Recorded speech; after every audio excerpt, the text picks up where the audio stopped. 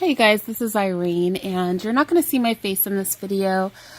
I did record this video, and I was going to splice, but then I accidentally deleted it, and I was like, well, what the heck, y'all? I just won't do it this way. I'll do it another way. So this is the way that we're doing this video. Right now, we are looking at a white man, and he is dressed in a mask, but a very realistic mask, as a black man. And I am showing you guys this because there are some people that feel very strongly that the deaths that are occurring in Chicago are being committed, a great deal of them, by whites coming into their community, masquerading as blacks, and killing people, basically. They feel it's something akin to the Purge, and honestly, the first time I heard this, it was through Umar Johnson. We're just taking a look at the comments. Would be great for robbing a bank. These masses are serving because someone committed a crime and got away with it. A white man would never be the suspect. Anyway, so I dismissed it because Umar Johnson had brought it up. And frankly, I just don't like that dude. Everything about him just rubs me the wrong way. And if he's not an agent, if he wasn't an agent when he started, I wouldn't be surprised if he was one now. But with that said, I was very dismissive until I started doing research on the bait trucks. And you guys know how I feel about the bait trucks, so, calm down. But with that said, I don't like excuses, right? But what I noticed in my research was that these people are very serious about recording in their community. They record the police a lot. I saw a lot of police encounters that were pretty disturbing in their community. Like I said, I believe that there are very real crimes in this community. You guys know I don't watch TV, and so in my video on Chicago's violence, one of the things I suggested were cameras. That was one of many things I suggested. Well, it turns out they have cameras, but none of the cameras are working. And so the people in these communities honestly believe that the cameras are off on purpose, and that they are sending mercenaries in on the weekends when the crime is charting as the highest to basically just blatantly kill the black citizens of that community. Here we see, this is a white man. He has actually painted his hands brown, and he's taken his mask out in daylight in his own community. And he is just trying to show that essentially he does not believe that anybody can tell the difference, even in broad daylight. You're going to see some blurbs on the screen. Those aren't my blurbs. They will be his blurbs. Anyway, going on with things. I'm not saying that this is happening. What I am saying is that if you do hear rumors of this, understand the perspective of the individuals that are presenting this, and their perspective is genuinely, and I'm not sure they even know about these masks and things, but their perspective is, in these poor communities, people do tend to be very, very, very close-knit. It is not like in a lot of middle class and upper class, mid-upper class communities where you don't regularly interact with your neighborhood. In these poor communities, the kids, strangely, it might surprise you guys, tend to play outside with each other. He says now the neighbors think there's just a really weird black guy that wanders around. Anyway, getting back to what I was saying, people tend to play with each other. The kids play with each other. People tend to interact a great deal. People tend to know their neighbors really well in these poor communities. And so they honestly don't believe it's their own people. Again, I am not saying that mercenaries are coming on the weekend. I'm just saying that if you look at the attachment that they're having to the police, the interactions they're having with the police, the fact that their cameras are off, and you look at things like what we're watching right now, it is understandable their paranoia. That is all that I'm saying, is that it is understandable, and we cannot just be highly dismissive of them as if they're completely crazy. Let's take a moment and listen to this guy. Contacts, and have a nice shiny bald head. The other things that are really new are these. is a smaller version of the normal gloves from CFX, and they were able to skin match the color of the mask to the gloves.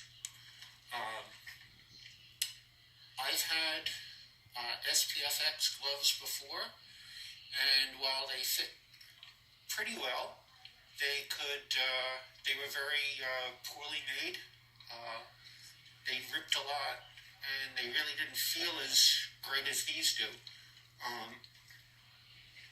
As you can see, they really match the color of the mask very well, and they don't really look that big, so you can really get away with it. Also had Wes give me a little bit of a arm tattoo on this one, and wearing a watch. One of the great things about this is the dexterity that the gloves provide.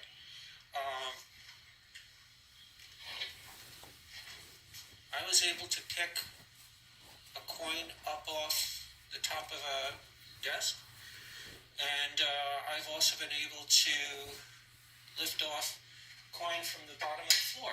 So these are perfect. They look really great.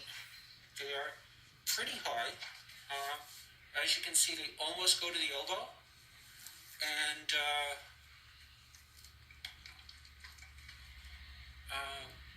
these are great stuff. I've been waiting to get a pair of gloves that were a little smaller than the regular ones, so these are considered a smaller size, and feel really good. Okay, so I don't know what he meant by you could get away with it, but that's what he said. And so, I don't know. Like I said, I don't want to be completely dismissive of these people, but I want to just go ahead and let you listen to this next guy and what he describes he's most happy with regard to his suit. That cut and fitment is very good. Lip fitment is pretty good as well. And the texturing on the skin itself is excellent. Ease had also done the hairing on this, and he did a great job on that as well. As you can see, and I'll do this, that neck does not wrinkle as you move. And I'm going to go a little lower now to show you the bib. As you can see here, bib looks great. Put it with a shirt, you can almost put it down to the fourth button, so it looks really, really good. Detailing is great, looks perfect. Yeah, so there you go. I don't know what's going on with this, but yeah, here goes yet another guy. Again, I don't want to dismiss these people. I think I'm not saying that this is going on. I'm just saying that, I'm a person that likes to look at things from everybody's perspective. And when I look at this from everybody's perspective, I can understand what it is that these people are so concerned about.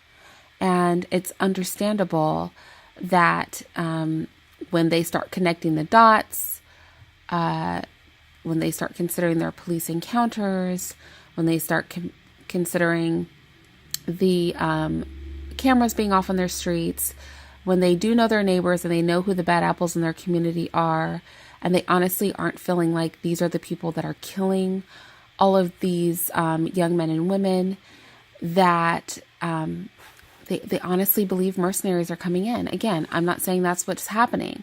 I'm just saying that I know I was quick to be dismissive of their claims, but I thought if you are hearing that sort of thing, this video might aid to helping you to understand exactly why it is that they feel that way, and that those feelings may be valid and realistic. I could see how, especially some of the better masks are with glasses.